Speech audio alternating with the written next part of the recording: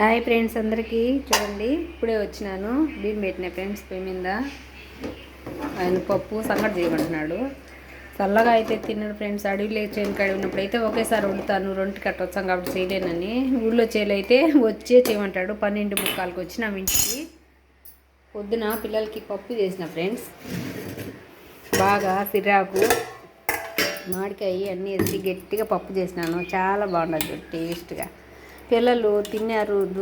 దోశలో కూడా ఈరోజు చట్నీ అయితే చేయలే, ఎర్రపచ్చడి ఉండింది. పప్పు వేసుకొని తిన్నారు. క్యారీ ఎత్తుకొన్నారు అన్నం చేసుకుంటే. వాళ్ళకు పప్పు ఉండాలి. ఇప్పుడు సంగటి చేయాలంట ఆయనకు. మన చేలు అంటికాయలు 4 కాయలు పెరుక్కొని వచ్చిన ఫ్రెండ్స్. తాలింపు చేసుకుంటే బాగుంటుందని పప్పులోకి కోసినాను. ఇవి కూడా ఇప్పుడు తాలింపు చేయాలి.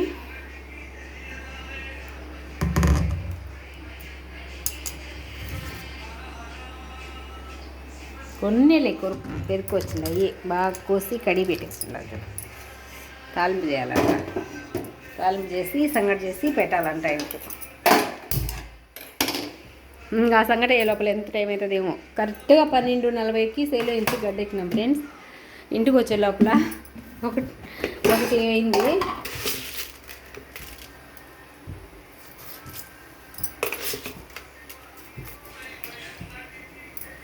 తాలింపు చేసి సంగటి అయ్యే లోపల ఆ అంటికాయ తొందరగా ఉడికిపోతుంది ఫ్రెండ్స్.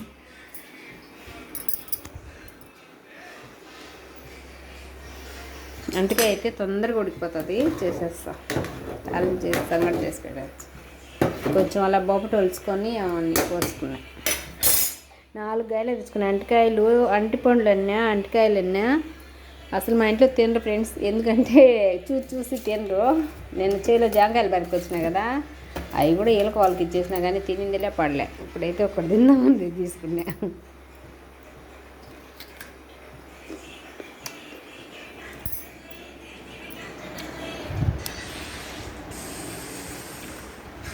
వెంటనే అయితే కోసి కట్ చేసేసిన మాదిరి.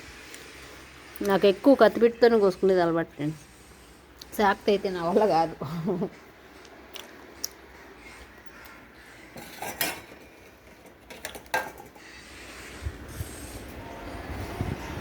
మళ్ళీ అన్నం తిని ఆయన సంగటి చేసి సంగటి పెట్టి నేను తిని మళ్ళీ ఎన్నోళ్ళకి గిడ్డికి పోవాలా. గేదెలు వస్తాయి మళ్ళీ.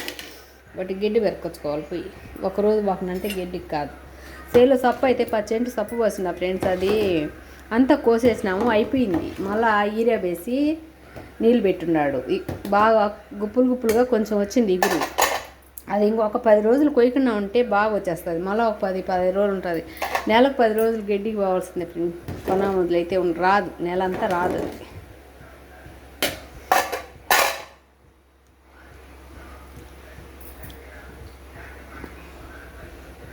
ఇది మా పని. మేము తినడం, చెనకాడికి పోవడం, ఇంటికి రావడం, ఇదే పరిస్థితి జీవితాంతకాలం.